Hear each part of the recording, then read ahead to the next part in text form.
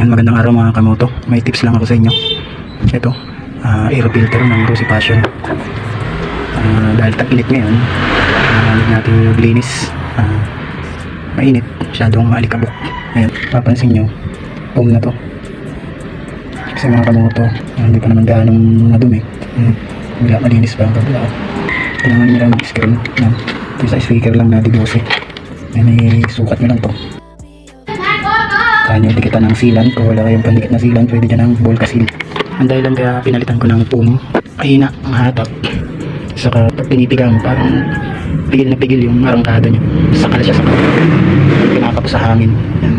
Kaya nag-decide ako na palitan ng foam para mas maluwag yung hatak niya, yung kunting piga mo lang.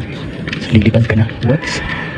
Ayun lang guys, sana nakatulong sa mga naka-Rosy Passion dyan. Tinanggal ko na yung stock nito na filter kasi napakakapal.